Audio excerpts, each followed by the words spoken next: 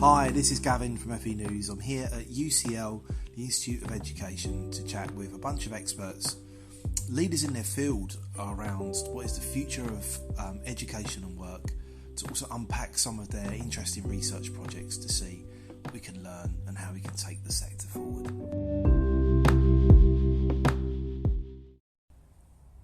This is Gavin from FE News. I'm here at UCL chatting with a bunch of experts across different fields of education. I'm here today with Dr Jay Derrick. Jay, could you introduce your role at UCL?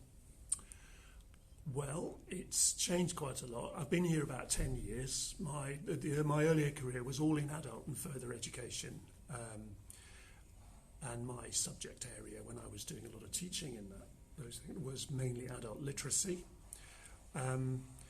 But I've taught actually in a wide range of subject areas, and my work in colleges took me into employers and working in all sorts of kind of complicated areas, so we're not just talking about classrooms.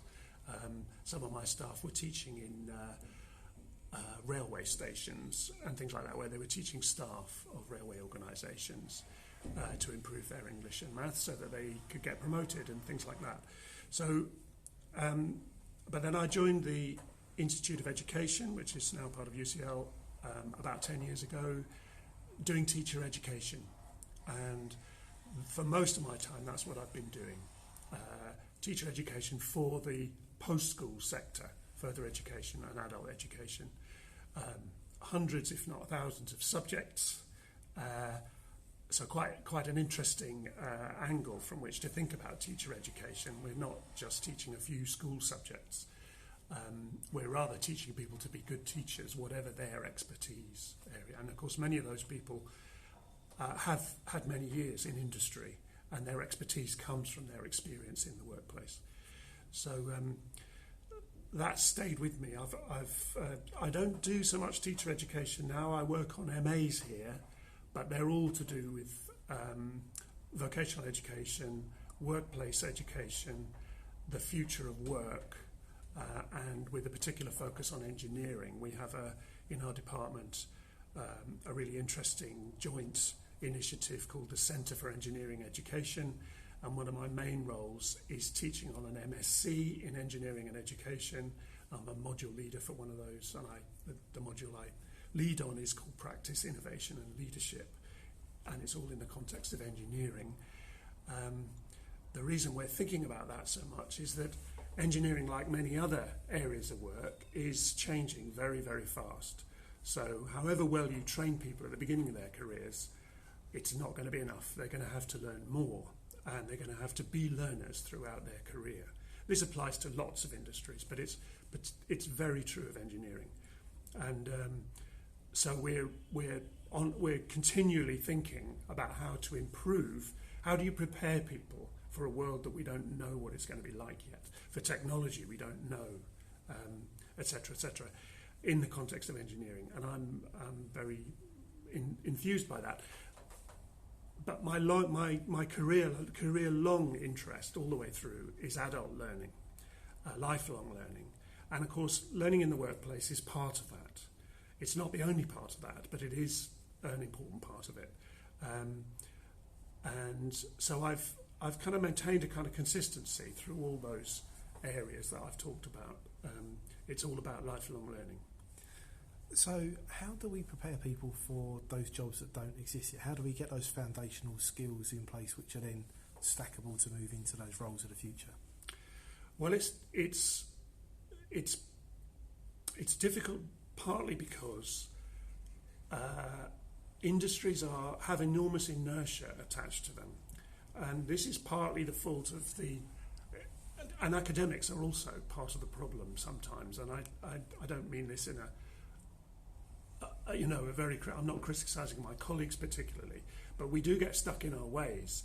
And the thing about industry and about expertise and about subject knowledge is that it tends to protect itself. So we define what the key knowledge is at a particular moment in time. We get used to the technology that applies at that time. And then we set up systems and run companies and develop policy and everything around that knowledge base and around that technology and around those conventions for doing things.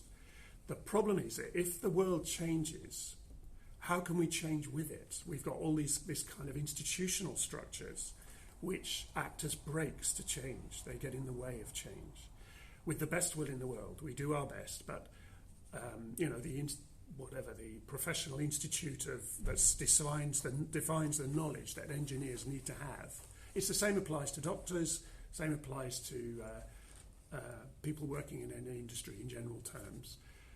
Knowledge is defined and then becomes a brake. And in fact, the world changes, especially nowadays. It changes faster than it's ever done before.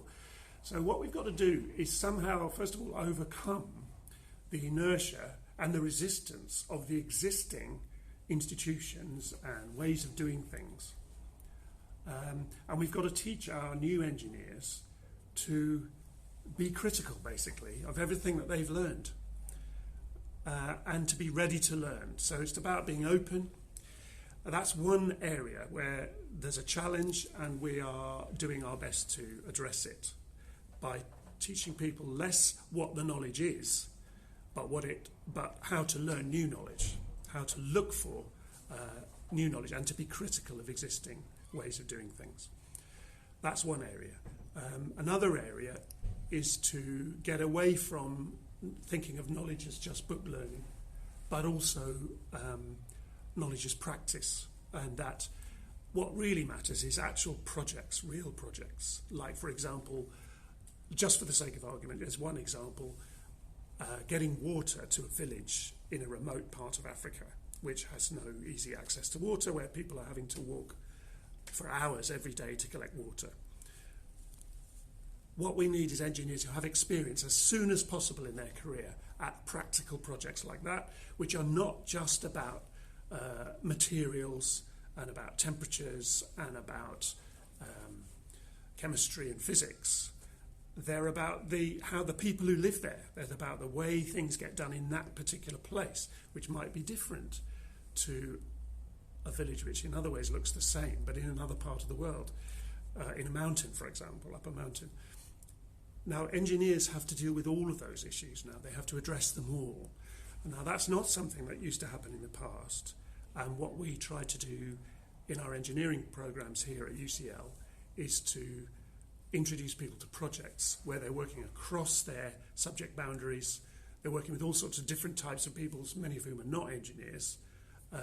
They have to work with people who are social scientists, for example. People like me. I'm not an engineer, but I am a sort of social sciences person.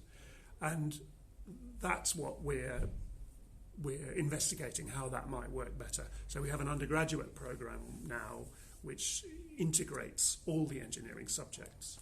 And that's a kind of ongoing program of research as well, how to do that as well as possible. And our MSc, the one I mentioned earlier that I'm working on, is a higher level version of the same thing. We're trying to it's aimed at existing engineers, people already in business, and we're trying to get them to help them reassess where they're at and where they might go next, and to introduce them to a wider range of issues and problems that they might come across in the future.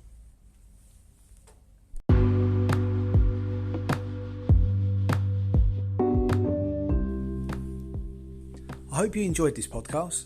Why not click subscribe so you can be informed when the latest next individual podcasts or podcast mini-series from FE News are going to be released.